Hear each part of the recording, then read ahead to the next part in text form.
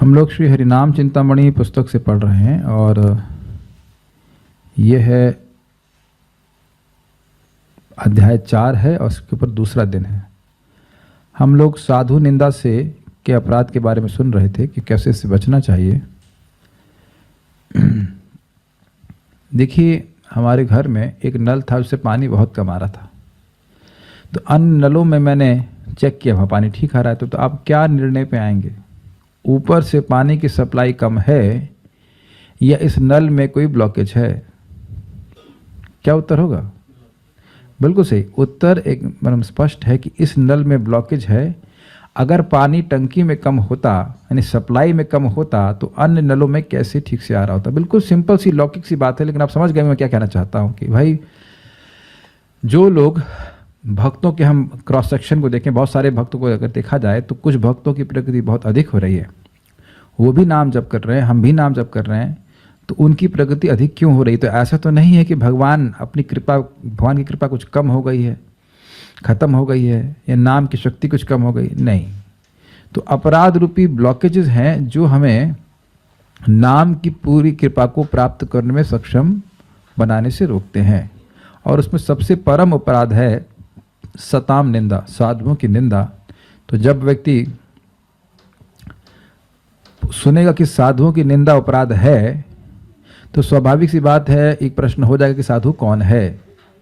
तो हमने सुना साधु है भगवान का भक्त। तो फिर पूछेंगे कि लक्षण क्या है? तो वहाँ पे स्वरूप लक्षण और तटस्थ लक्षण का वर्णन हुआ।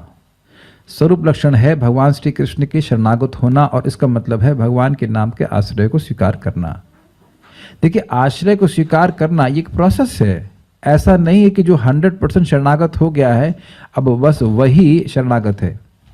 जिसने भगवान का आश्रय, नाम का आश्रय लेना शुरू किया है, वह नर्तयुक्त हो सकता है, सब कुछ है, लेकिन वह अब भगवान के नाम को अपना आश्रय मान रहा है। जैसे कोई व्यक्ति बीमार है, बहुत ज़्यादा बीमार है, तो पहले दिन से वह यही मान रहा है ना कि मैं इस दवा को लेकर ठीक होऊंगा, अन्यथा मैं ठीक नहीं हो सकता। तो क्या वह दवा का आश्रय ले रहा है कि नहीं ले रहा है? पहले दिन से ही ले रहा है। सिंपल सी बात है। तो आश्रय लेना एक प्रोसेस है। कोई 10% आश्रित है, कोई 20% आश्रित है, लेकिन आश्रित तो भगवान श्री कृष्ण का ही है। मतलब भगवान श्री कृष्ण का ही आश्रित, ऐसे कहना चाहिए, भगवान श्री कृष्ण का ही आश्रित है, लेकिन अब वह अभी पूरी तरह से शुद्ध नहीं हुआ है, वो एक अलग बात है। इसीलिए कहा गया कि जो व्यक्ति भगवान का शरणागत है, हो सकता है कि उसमें तटस्थ लक्षण आपको ना दिखाई पड़े, दयालु और बाकी सारी चीज़ ना दिखाई पड़े, लेकिन क्योंकि वह भगवान का शरणागत है, इसलिए सारे तटस्थ लक्षण अपने आप प्रकट हो जाएंगे। जैसे एग्जाम्पल मैं आपको दूं कि भाई कोई जिम जा रहा है, तो आज भले ही वो सीकड़ी पहलवान है, लेकिन वो जिम जाता रहा तो उसकी बॉडी जो एक्सरसाइज है करने से अपने आप बन जाएगी। बाकी सारे जो लक्षण वो अपने आप प्रकट हो जाएंगे। मुख्य बात है कि वो नियमित रूप से अभ्यास कर रहा है, एक्सरसाइज कर रहा है। तो आज कोई कहे ये तो टिंगड़ी पहलवान है, तो भाई टिंगड़ी पहलवान है तो इसीलिए तो वो एक्सरसाइज करने के लिए जा रहा है, ताकि वो स्वस्थ लाभ हो सके। मेरी बातें समझ में आ रही होंगी, मैं उदाहरण के द्वारा समझाने का प्रयास कर रहा हूँ। सो लेट्स गो फॉरवर्ड कि क्या है निंदा। पिछले किए पापों को याद करके जो श्री कृष्ण के शरणागत साधु की निंदा करता है, वह नामापराधी है। श्री कृष्ण नाम में जब रुचि उदय होती है, तब एक हरिनाम से ही पिछले सब किए पाप खत्म हो जाते हैं। हाँ, किसी किसी के जीवन में देखा जाता है कि उसमें पिछले किए पापों की कुछ गंध है, अर्थात सभी गंदे पाप में थोड़े संस्कार बाकी हैं, परंतु इसमें घबराने की कोई बात नहीं। श्री हरिनाम के प्रभाव से पाप की वह गंध भी धीरे धीरे खत्म हो जाती है। तब परम धर्मात्मा रूप से उसका परिचय निखर सामने आ जाता है। परंतु जिन दिनों में वह पाप गंध खत्म हो रही होती है, तो साधारण लोगों की नजरों में वह पाप सा ही लगता है। ऐसे में अथवा शरणागति ग्रहण करने से पहले किए हुए पापों को लक्ष्य करके जो वैष्णव अवज्ञा करते हैं, उनका अपमान करते हैं या वैष्णव का निरादर करते हैं, वे पाखंडी हैं। वैष्णव की निंदा रूपी दोष के कारण वे नाम अपराधी बन पड़ते हैं। श्री कृष्ण भी उनसे असंतुष्ट हो जाते हैं, श्री कृष्ण भी और उनका नाम भी। थोड़ा समझने का प्रयास कीजिए। जिसने नाम की शरण स्वीकार करिए, नाम जब करना शुरू किया है, वह अभी उसके बारे में दो विचार करे जा रहे हैं। भक्ति में आने से पहले वह कितना पाप किया था, या भक्ति में आने के बाद भी उससे कुछ अगर गलती हो जाती है, तो क्या यहाँ भक्त कोई ऐसा कह सकता है कि हम भक्ति में आने के बाद उससे कभी कोई गलती नहीं हुई, कभी वह क्रोधित नहीं हुआ, कभी किसी चीज़ से परेशान नहीं हुआ? ऐसा नहीं, क्योंकि अनर्थ नष्ट होने में समय लगता है। तो यहाँ स्पष्ट बोला गया है कि पाप तो एक ही नाम से कट जाता है, लेकिन अनर्थ को समाप्त होने में समय लगता है। भक्तों की संगत करता है, साधना करता है, तो धीरे धीरे करके उसके अनर्थ नष्ट होते हैं। तो दो बातें, जो पाप उसने भक्ति में आने से पहले किए, या जो पाप वह कदाचित भक्ति में आने के बाद कर देता है पूर्व के संस्कार के कारण, उसके कारण किसी व्यक्ति की निंदा करना, यह सब वैष्णव निंदा में आएगा। अगर उसको कुछ सुधार करना है तो वह उसके गुरु करेंगे, है ना? जिनको भी वह गुरु मान रहा है, जिनके प्रति उसकी गुरु बुद्धि है, चाहे शिक्षा गुरु हो चाहे दीक्षा गुरु हो, वह उसको सुधार करने का प्रयास करेंगे। हाँ, लेकिन अगर गुरु डांटते हैं तो वह शिष्य नहीं कह सकता कि आप हमें क्यों डांट रहे हो, इज इट नॉट? तो तुमने गुरु स्वीकार ही क्यों किया? ये तो कह देते गुरु स्वीकार नहीं कर रहे हैं, खत्म हो गई बात। तो कोई भी भक्त आपको कुछ नहीं बोलेगा। लेकिन अगर किसी के अनुगत में है और अनुगत में रहना ही होता है, तो अब अगर वहाँ डांट पड़ती है, हम कुछ गलती कर रहे हैं, तो उसको नम्रता भावना में स्वीकार कर लेना चाहिए। ये नहीं सोचना चाहिए कि आप हमारे प्रति अपराध कर रहे हो। I think this are very clear points.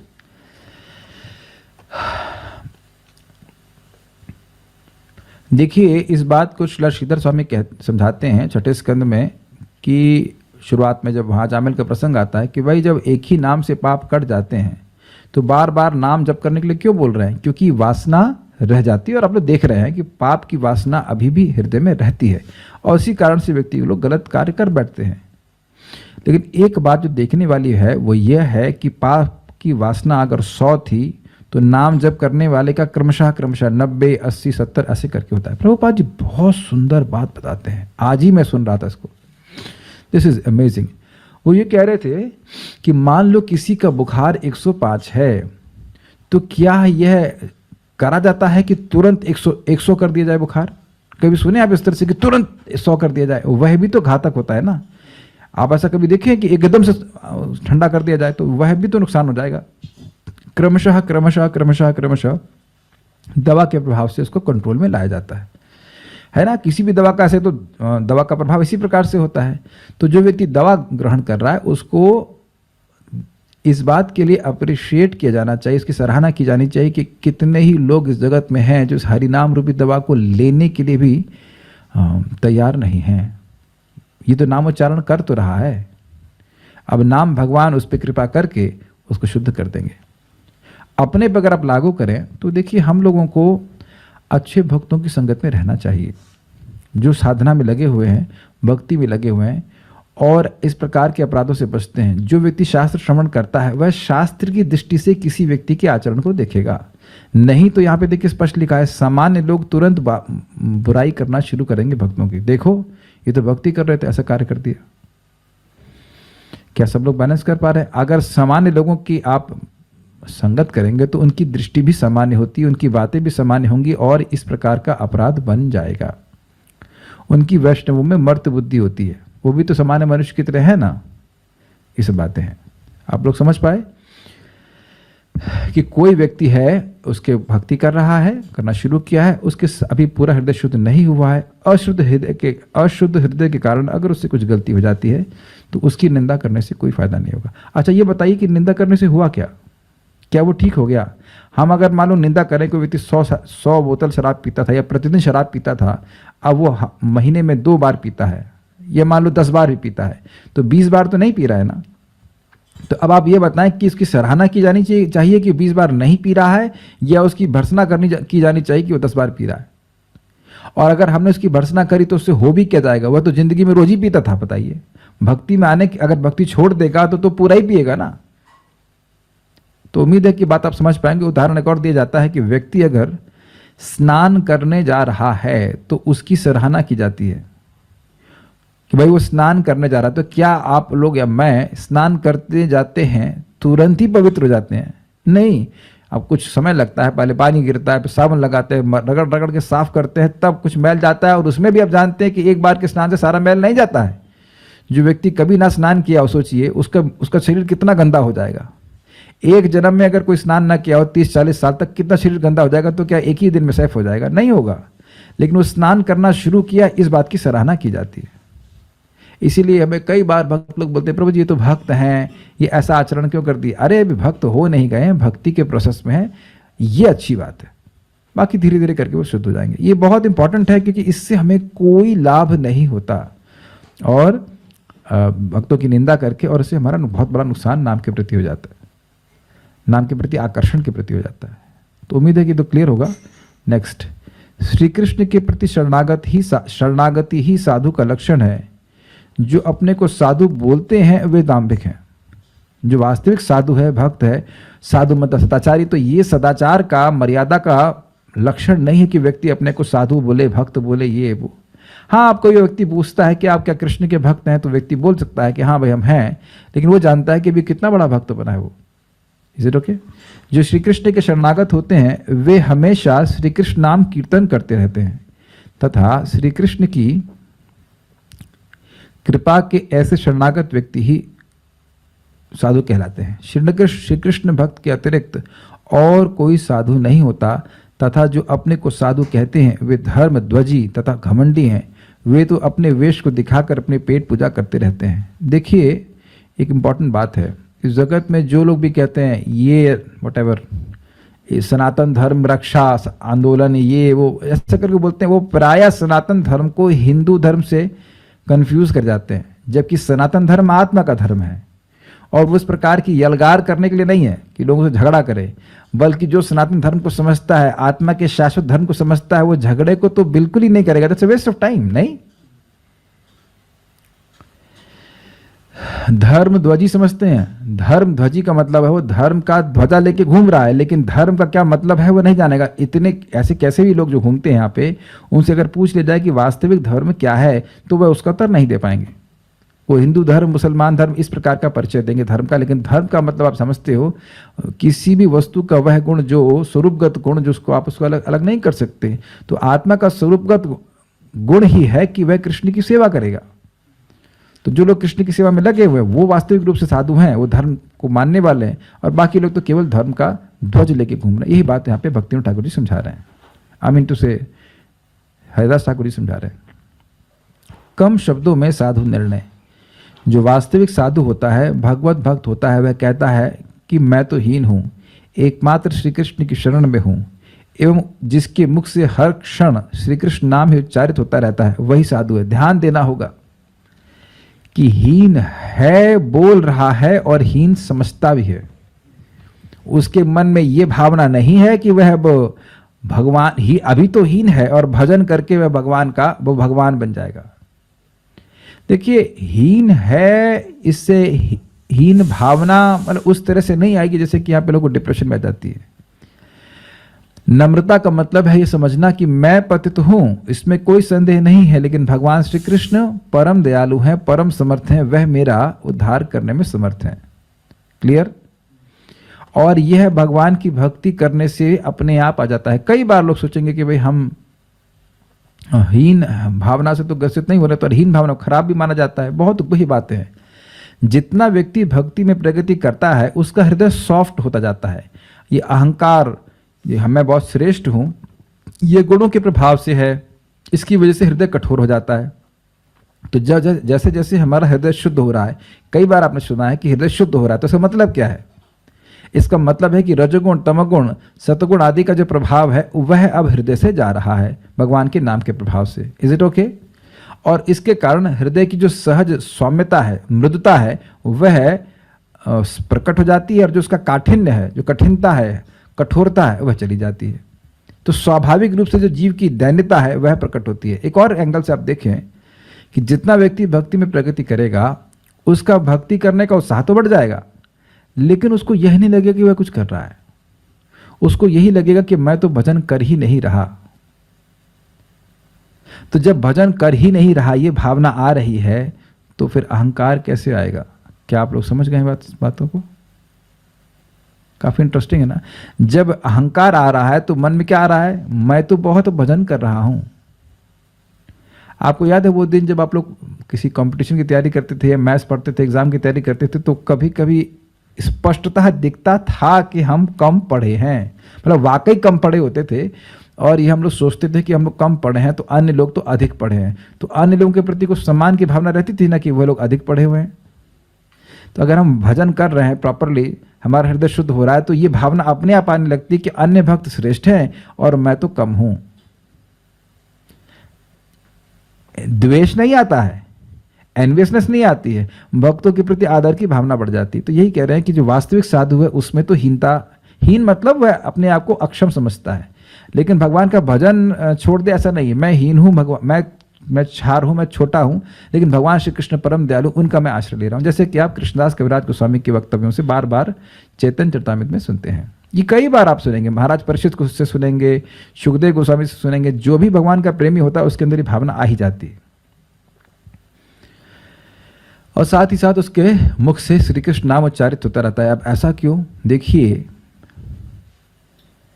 जितना आप समझते हैं कि पानी नीचे की ओर बहता है, समझते हैं, तो कृपा भी ऐसी ही है।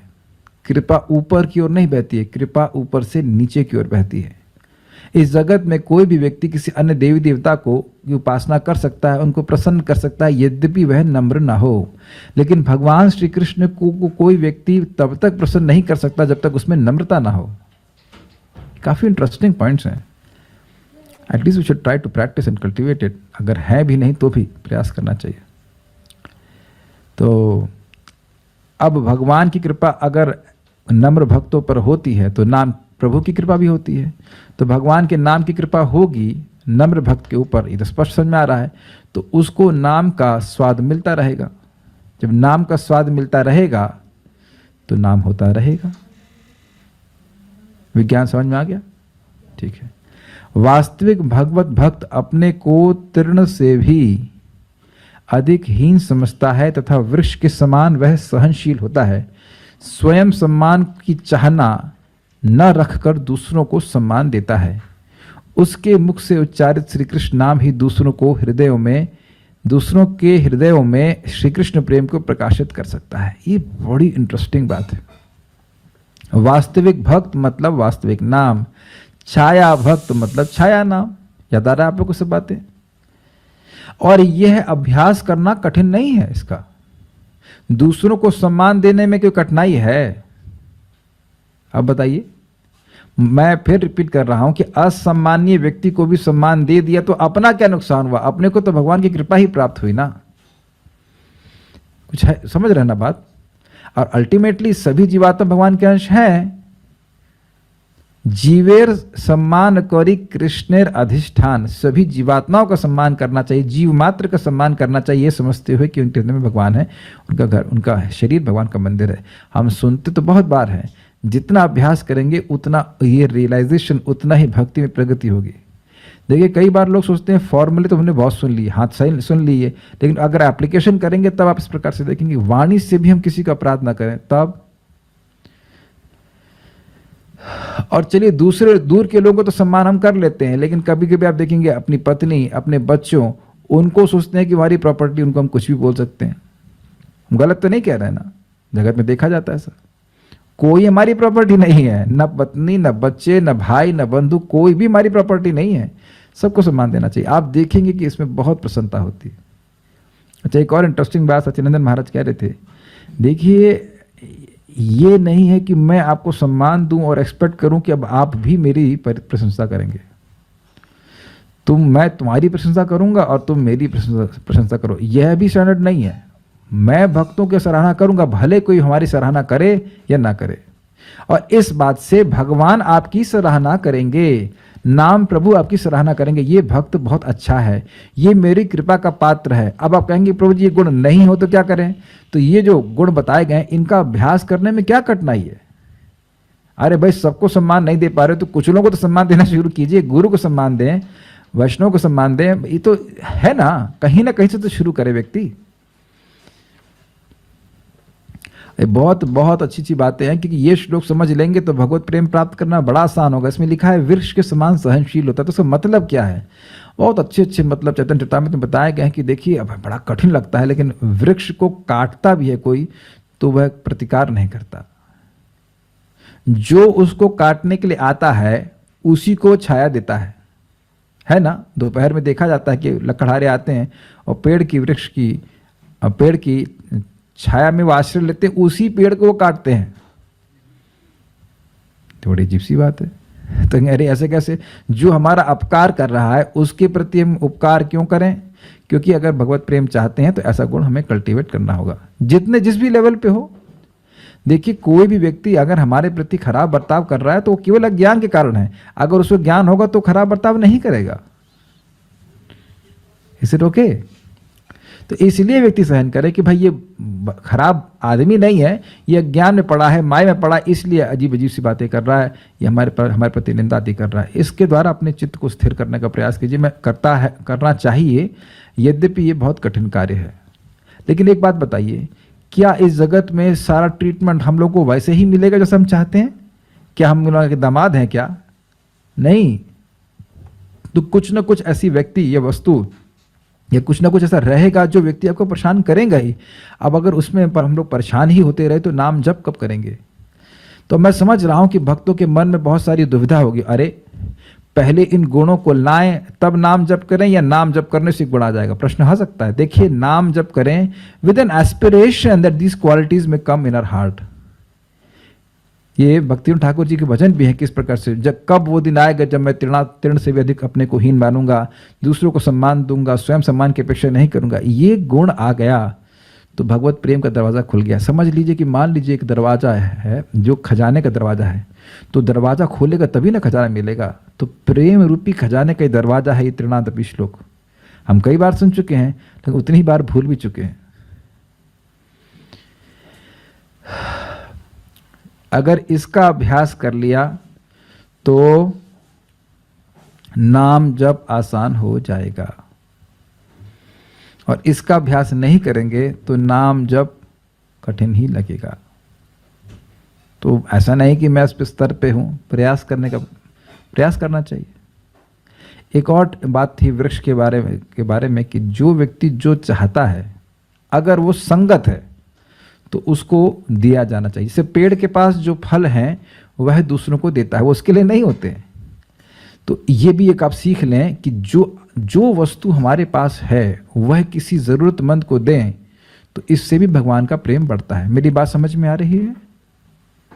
जैसे मान लीजिए अब यहाँ मेरे को भगवान की कृपा से कुछ शास्त्र समझ में आता है, तो मैं अगर इसको नहीं दूंगा तो मैं एनवियस समझते हैं, द्वेषी हो जाऊंगा, मेरा भगवान के प्रति प्रेम कम हो जाएगा। ये बात हमेशा ध्यान रखें। किसी को भगवान धन देते हैं, किसी को भगवान ज्ञान देते हैं, किसी को किसी भी तरह से जो सामर्थ्य दिए हैं जिसके द्वारा अन्य भक्तों का, अगर स्पेसिफिक कहें, भक्ति बढ़ती हो, तो वह कार्य करे तो उससे उसका प्रेम भगवान के प्रति बढ़ेगा। ये सबको क्लियर समझ में आ रहा है? एक मैं कथा सुनाना चाहता हूँ, असली घटना परम पूज्य इंद्रद्युम्न महाराज सुना रहे थे, यही वृक्ष के ऊपर सहनशील होने के बारे में। वो बता रहे थे अपने ही पर उनकी घटना थी कि एक बार उनके गले में कुछ समस्या हो गई। वो जोर जोर से गाते थे, उस जमाने में माइक तो हुआ नहीं करते थे, तो गला लैरिंग्स बोलते हैं, क्या बोलते हैं, नहीं कॉर्ड्स होते हैं, वोकल कॉर्ड्स। तो वोकल कॉर्ड्स में कुछ प्रॉब्लम आ गया और उस कारण से वह बोल नहीं पा रहे थे। तो डॉक्टर ने कहा कि आपका ऑपरेशन होगा। तो ठीक है, ऑपरेशन जब हो रहा था तो महाराज जी को बेहोश कर दिया गया। बहुत अच्छी कथा है। तो अब जब बेहोश किया तो कुछ ही कारणवश वह दवा ठीक से कार्य नहीं करी, ऑपरेशन शुरू हो गया और उस ऑपरेशन के बीच में ही महाराज जी को होश आ गया। तो महाराज जी आर्मी में थे पहले, तो बहुत स्ट्रांग उनकी बॉडी, आप लोग देखे हो अगर इंद्रद्युम्न महाराज जी को। तो अब वह आंख उनकी खुली तो उनको यह लगा, उन्हें सब तरफ अपनी तरफ खून देखा, तो उनको यह लगा कि यह लोग मेरा मर्डर कर रहे हैं जबकि उनको ऑपरेशन हो रहा था, वह खुद ही गए थे। तो वह उस डॉक्टर को घूंसा मारती है। भाई आदमी जो बेहोश हो गया उसको हाथ पैर बांधने का तो कोई मतलब नहीं है, तो हाथ पैर क्यों बांधेंगे? तो उन्हें बेहोश कर देता है। अब ऐसे हाथ खोला था, जोर से मारे, महाराज वैसे भी स्ट्रांग है। अब उस डॉक्टर का मुंह ही सूज गया, लेकिन वह डॉक्टर समझ गए कि इन्हें होश ही नहीं है कि वह क्या कह रहे हैं, सॉरी क्या कर रहे हैं। ठीक है, तो अब उनको फिर पकड़ा, फिर उनको इंजेक्शन लगाया, फिर वो बेहोश हो गए। और उसके बाद भी उस टूटे हुए मुंह या सूजे हुए मुंह से भी उसी डॉक्टर ने उनका इलाज किया। आप लोग बुद्धिमान हैं, आप समझ रहे होंगे मैं क्या कह रहा हूँ, बड़ी अच्छी स्टोरी है ये तो। और ये सच्ची घटना महाराज की है। तो अब जब महाराज जी बाहर आए, उनका ऑपरेशन हो गया, सिलाई विलाई सब हो गया और उनको होश आया और फिर डॉक्टर उनसे मिलने आया कि आप कैसे हो। तो जब डॉक्टर का मुंह सूजा हुआ देखा तो महाराज पूछे ये क्या हुआ उनको याद ही नहीं था कि ये सब काम वही किए। डॉक्टर ने बताया कि ऐसा ऐसा आपने कर दिया। तो महाराज बड़ा क्षमा मांगे, कहते हमसे बहुत गलती हो गई। तो कहते नहीं, आपको पता नहीं था कि आप क्या कर रहे हैं। This is the understanding. आप लोगों को भक्ति देंगे, जिनको भक्ति दे रहे हैं कभी कभी ऐसा हो सकता है कि वही विरोध करने लगे, या जिनको भक्ति नहीं भी दे रहे हैं वह भी विरोध करने लग जाए, ऐसा हो सकता है। Is that okay? ये मैं एक भक्त को समझा रहा था कि वो किसी भक्त के बारे में बोल रहे थे, सीनियर भक्त हैं, उन्होंने किसी व्यक्ति के लिए बहुत कुछ किया। तो दूसरा भक्त कह रहा आपने प्रभु जी इनके लिए इतना किया, यह तो याद ही नहीं रख रहे हैं। तो मैं उन भक्त को समझा रहा था कि भाई देखिए, जिस भक्त ने किसी के लिए कुछ अच्छा किया है, जिसके लिए किया है वह याद रखे या न रखे, लेकिन भगवान तो याद रखते हैं ना कि इसने इसके लिए अच्छा किया। और यही महत्वपूर्ण है ना कि भगवान याद रखें। भगवान चेतन महाप्रभु प्रेम प्रदान करने वाले हैं, तो कह रहे तुम्हारी ये पात्रता है, अपना पात्र तो लेके आओ, तब तो मैं तुम्हें प्रेम रूपी अमृत दूंगा। और पात्रता है तृणादपि सुनीचेना तरुरपि सहिष्णुना। तो आप कहेंगे ऐसा कोई होता भी है? ऐसा कोई हो सकता है क्या? मैं एग्जाम्पल दे रहा हूं परम पूज्य जयप्रताप का महाराज का, अद्भुत उदाहरण महाराज का है। महाराज जी स्पेन में, जहां तक स्मरण आ रहा है, स्पेन में थे और वहां पे हवाई जहाज के अंदर प्रवेश करने वाले थे। एयरपोर्ट की बात थी, जो मैं स्मृति से बोल रहा हूं। और कोई व्यक्ति विदेशी आया वहां पे और उनका गर्दन काट दिया, उनको जान से मारने का प्रयास किया, लिटरली गर्दन काट दिया। बस थोड़ा सा ही बस नस बच गई थी, नहीं तो मर जाते महाराज। बहुत पुरानी घटना है, बहुत पुरानी घटना है। महाराज समय बहुत यंग थे।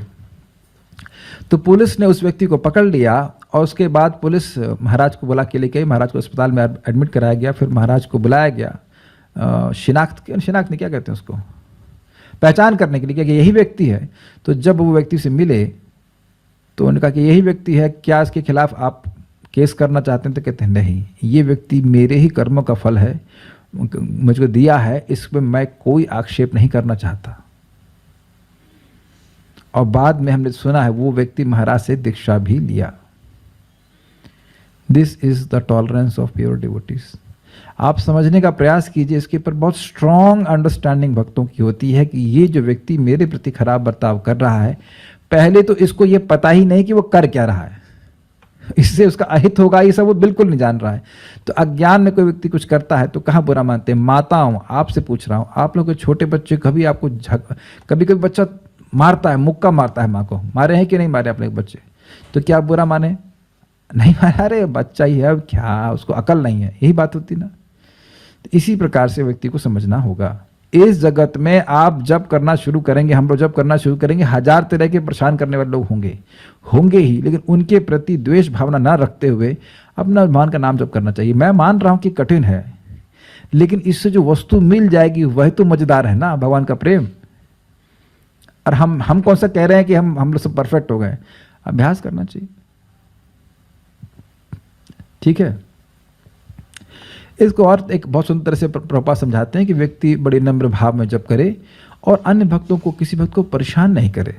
एक और अर्थ है इसका कि अपने भक्ति का ढिंढोरा नहीं पीटे कि मैंने इतने लोगों को प्रीचिंग कर दिया, मैंने ये कर दिया, मैंने इतना नाम जप कर दिया। तो यह भी नम्र भावना नहीं है, ठीक है। तो इस प्रकार की मर्यादा का पालन करता है, आचरण करता है, तो वह भगवान के प्रेम को प्राप्त करता है। ये सब साधु के लक्षण है। इस पे महाराज बड़ा सुंदर कह रहे थे कि देखिए, तृणादपि सुनीचेना तरोरपि सहिष्णुना अमानिना मान देना, लेकिन बात यहीं तक समाप्त नहीं होती है। कीर्तनिया सदाहरि, इस प्रकार से नम्र भाव में रहना ही नहीं बोला जा रहा, क्योंकि बहुत से लोग नम्र हो सकते हैं।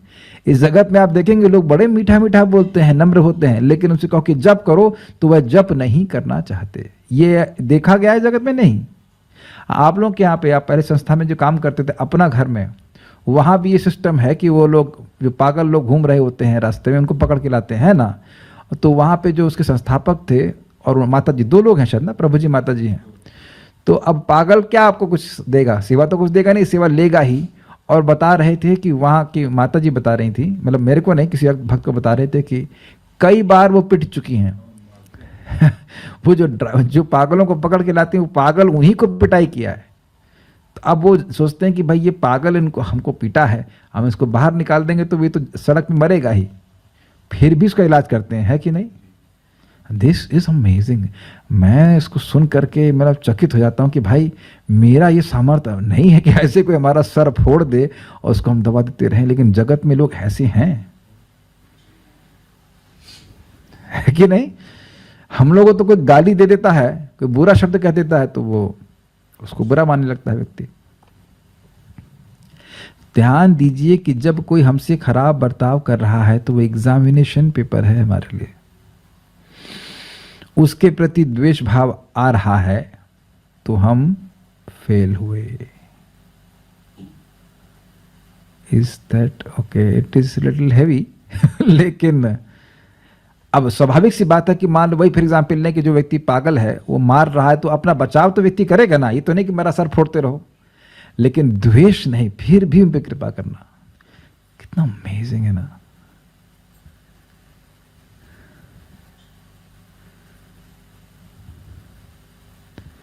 बड़ी सुंदर बात बोली जाती है, आपको शायद पता होगा, वो संत हृदय नवनीत समाना, कहा कवि पर, ऐसे कुछ है कि किसी कवि ने ऐसा कहा कि संतों का हृदय नवनीत यानी मक्खन के समान है। ऐसा क्यों? तो कह रहे कवि ने कहा लेकिन कहा ना माना, अलग कहा, उसने ये माना कि मैंने ठीक से नहीं कहा। तो क्यों? तो अब मुझे उसके प्यार याद नहीं है, लेकिन उसमें बोलते हैं कि देखिए मक्खन को जब खुद ताप दिया जाता है तब वह पिघल जाता है, लेकिन संत दूसरों के ताप को देख करके पिघल जाते हैं, दूसरों को दुख को देख करके पिघल जाते हैं। ये सब भगवान की भक्ति के प्रभाव से होता ही है, होता ही है। इसीलिए भक्तों के आश्रय में रह के भगवान का नाम उच्चारण करना चाहिए। हमारी गलतियों के बाद भी भक्त हमारी गलतियों को क्षमा करते हैं और वो देखते हैं कि यही देखते हैं कि भगवान की भक्ति कर रहा है। जैसे श्रील प्रभुपाद का कितना सुंदर एग्जाम्पल याद आ रहा है। प्रभुपाद जी प्रवचन कर रहे थे और एक व्यक्ति पूरी तरह ड्रग्स में धुत था और प्रभुपाद जी के लिए वह टॉयलेट पेपर लेके आ रहा था। तो कुछ लोग उसको रोकने का प्रयास कर रहे थे, तो प्रभुपाद ने कहा नहीं जाने दो, he wants to render some service. Prabhupada ने कहा कि वह व्यक्ति सेवा करना चाहता है। प्रभुपाद जी जब गृहस्थ आश्रम में थे तो वह किसी समय में किसी गौड़िया मठ के प्रेसिडेंट या को प्रेसिडेंट रहे थे। तो कुछ भक्त परेशान कर रहे थे, दिस इज अमेजिंग, कुछ भक्त परेशान कर रहे थे, नियमों का पालन नहीं कर रहे थे ठीक से, जो भी कारण रहा हो, ठीक आचरण नहीं कर रहे थे। तो प्रभुपाद के जो अन्य व्यक्ति थे अधिकारी, वो कहे इन लोगों को जाना चाहिए जो लोग खराब बर्ताव कर रहे हैं। तो प्रभुपाद कहते हैं ये क्यों जाना चाहिए, हमें जाना चाहिए, हम इनको ठीक नहीं कर पा रहे। ये अद्भुत बात है ना, कैसे श्रील प्रभुपाद जी सोचते हैं। इसीलिए प्रभुपाद की बहुत बड़ी दया। प्रभुपाद जी अगर बोल दिए होते कि 32 माला करो और 4 नियम का पालन करो, भगवान के पास जाओ, तो शायद हम में से बहुत लोग तो हाथ खड़ा करते ना, हम नहीं कर पाएंगे ना। इनकी दया है कि बोले कि 16 माला जाप करो, 4 नियमों का पालन करो, इसी जन्म में तुम भगवान के पास चले जाओगे। ये सब उनकी दया के ही कारण है। दया समझ ले, उफनने वाली दया, ऐसा नहीं थोड़ी थोड़ी दया उफन रही है, उससे व्यक्ति कातर हो जाए। कातर मतलब समझते हैं, कोई व्यक्ति कातर हो जाए किसी चीज को करने के लिए, कातर नहीं, आतुर हो जाता है तो वो ध्यान नहीं देता है। जैसे अब शब्द है कामातुरम न भयम न लज्जा, जो काम से आतुर हो जाता है उसको न भय होती है न लज्जा होता है।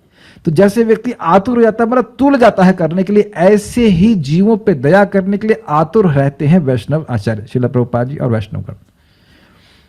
समझ रहे, तुलना तुला हुआ है कार्य करने के लिए, तुले हुए हैं भगवान जीवों पे कृपा करने के लिए।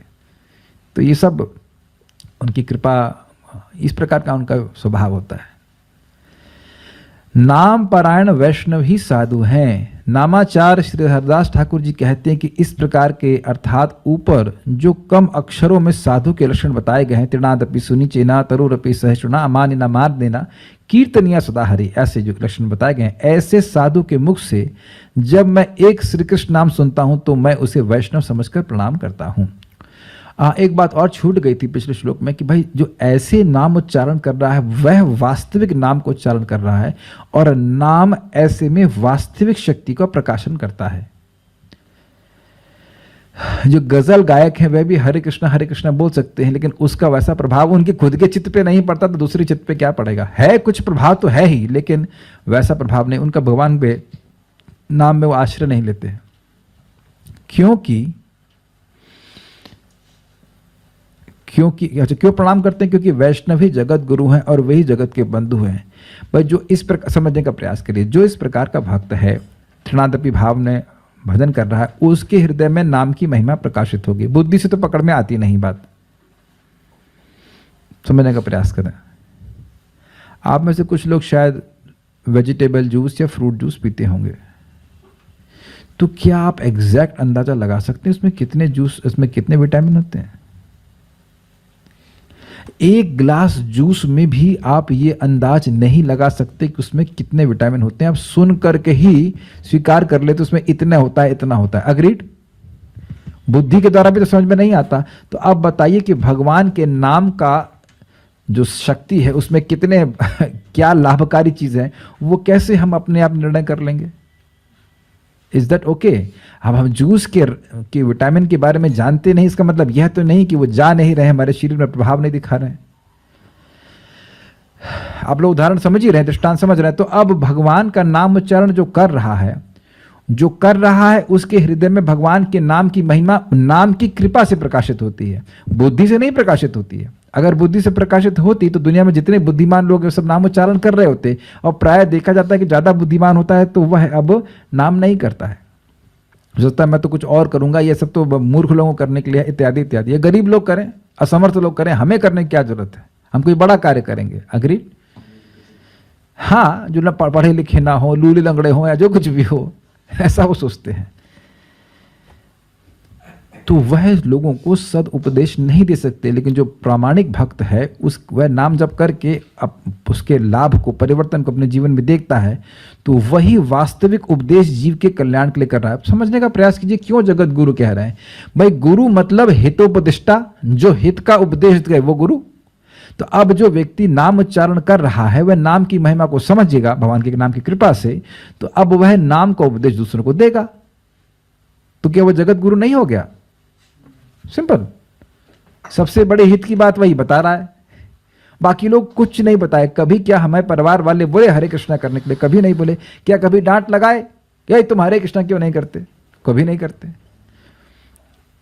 तो एक क्लियर है कि क्यों प्रणाम कर रहे हैं। सभी वैष्णव जीवों के लिए कृपा के समुद्र होते हैं।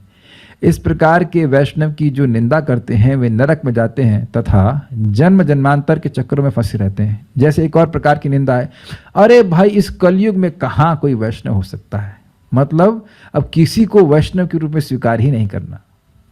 ऐसा अपराध एक व्यक्ति करता था, एक ब्राह्मण करता था, और फिर वह महाप्रभु के पास जाकर उनसे क्षमा मांगता है कि महाप्रभु मुझसे बहुत बड़ा अपराध हो गया, मैं ऐसा बोला करता था कि इस कलयुग में कौन वैष्णव हो सकता है। किसी को वैष्णव नहीं मानता था। तो अब महाप्रभु उसको समझाते हैं कि देखो भाई, जिस मुख से व्यक्ति जहर पीता है तो वो करे क्या, उसी मुख से उसको अमृत पीना पड़ेगा कि नहीं? और तो कोई तरीका है नहीं भाई। जिस मुख से हमें कुछ खाकर फूड पॉइजनिंग होती है तो उसी मुख से तो दवा खाते हैं ना। तो जिस मुख से तुमने निंदा करी है उसी मुख से तुम वैष्णव का गुणगान करो, ठीक है? नहीं तो व्यक्ति की दुर्गति होती। वैष्णव कृपा को छोड़कर भक्ति को प्राप्त करने का दूसरा कोई उपाय नहीं है। साधु कृपा नाम बिना प्रेम नहीं होए, ये फॉर्मूला समझ लीजिए। भगवान के भक्तों की कृपा के बिना और भगवान के नाम के उच्चारण के बिना प्रेम उत्पन्न नहीं हो सकता है। हाँ, जिसको प्रेम नहीं चाहिए वो जो कुछ भी करता रहे करे, लेकिन ये दो मूल बातें हैं। साधु कृपा नाम बिना प्रेम नहीं होए, याद कर लीजिएगा इसको। साधु कृपा नाम बिना प्रेम नहीं होए। परम पूज्य राधा गोविंद महाराज समझाते हैं कि ध्रुव महाराज भजन कर रहे थे, संदेह नहीं है, लेकिन नारद जी का भी संकल्प था कि इस व्यक्ति को भगवान मिलने चाहिए। तो एक बहुत स्पष्ट बात है, कृपा मुख से नहीं होती है। मैं तुम पर कृपा कर रहा हूं, ऐसा नहीं होता है।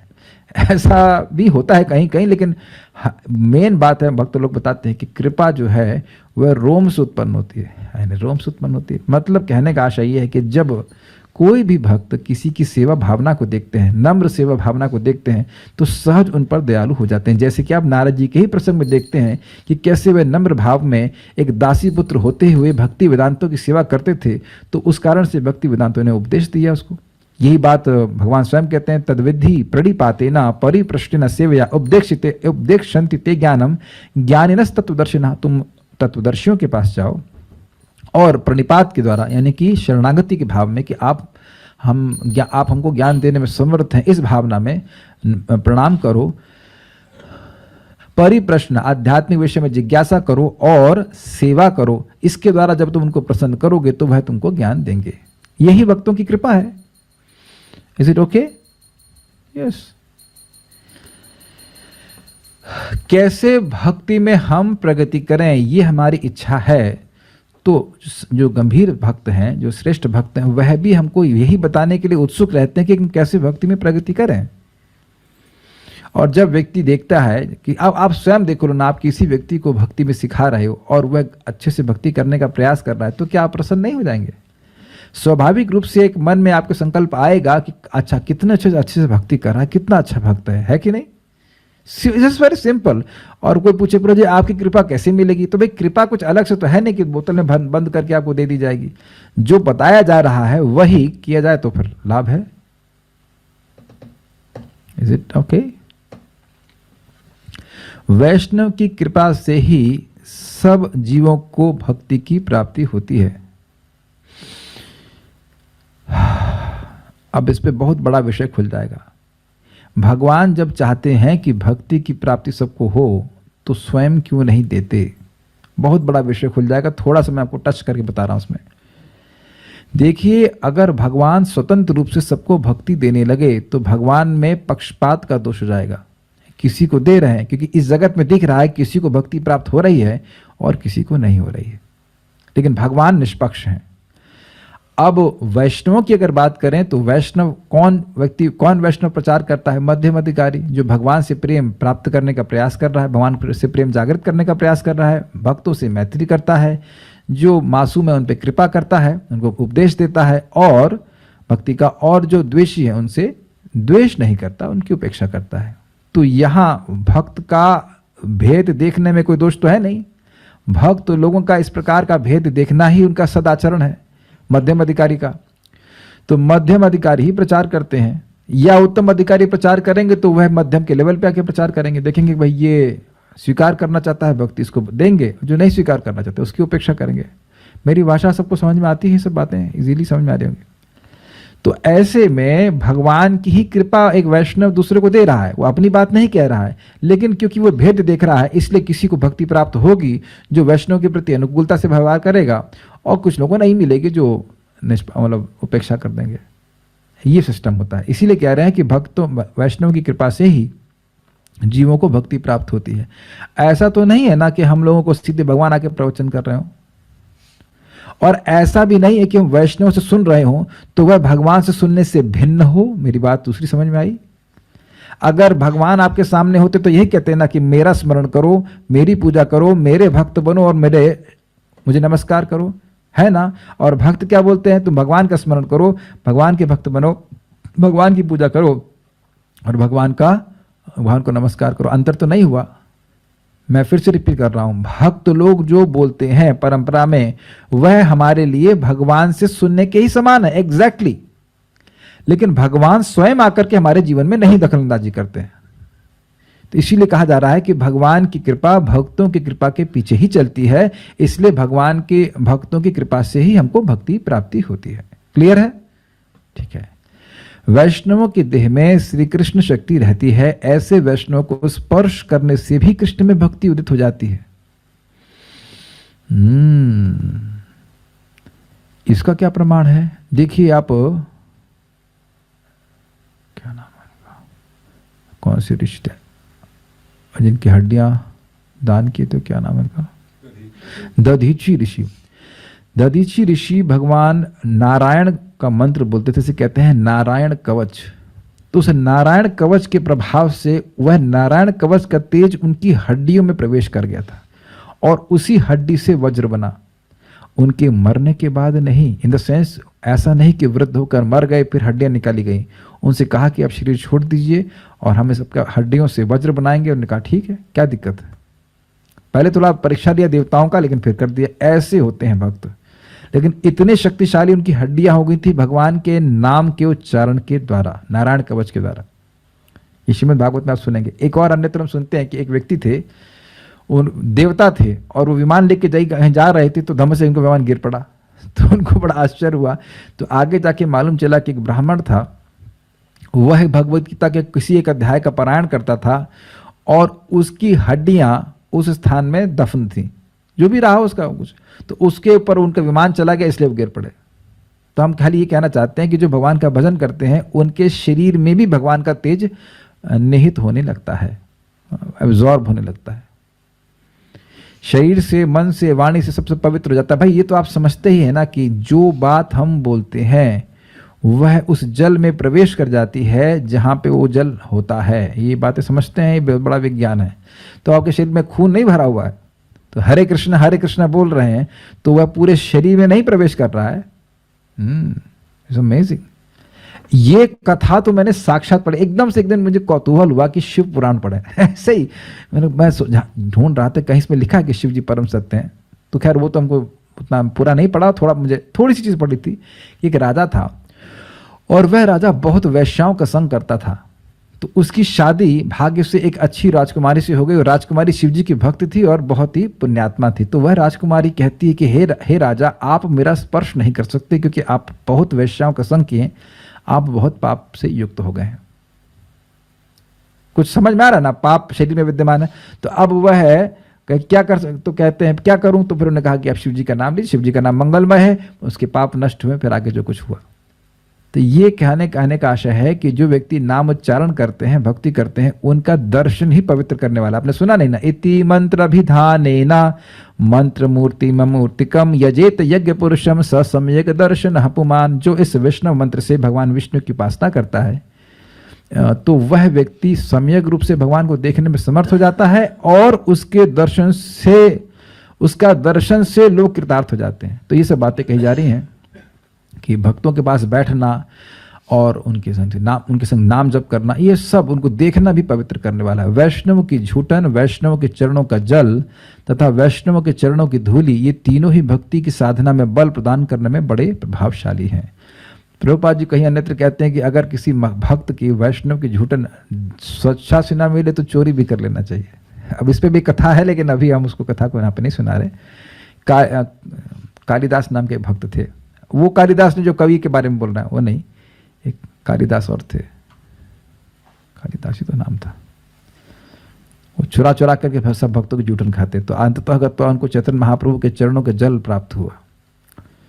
वैष्णव के द्वारा शक्ति संचार हम कल चर्चा करेंगे। इतना हो गया। आप लोग प्रयास कीजिएगा इस बातों को जो हमने सीखा है कुछ कुछ अप्लाई करने के लिए। श्री हरि नाम चिंतामणि की जय, श्रील प्रभुपाद की जय, निताई गौर प्रेमानंदे। एक बात हम बोल करके रुकेंगे कि देखिए हर भक्त को जीवन में आचरण करना क्या है। साधु संग, साधु सेवा, नाम संकीर्तन, जीव दया। एक मिनट, क्या है? साधु संग, साधु सेवा, नाम संकीर्तन, सर्व जीवे दया एई भक्त आचरण। साधु संग, साधु सेवा, नाम संकीर्तन और सभी जीवों पर दया करना ही भक्तों का आचरण है। अगर कोई ऐसा करता है तो निश्चित रूप से उसको नाम की कृपा प्राप्त होगी। बार बार हम इसको बोलेंगे, बार बार याद करेंगे, अपने जीवन में अप्लाई करने का प्रयास करेंगे। ठीक है, तो यहाँ रुकते हैं।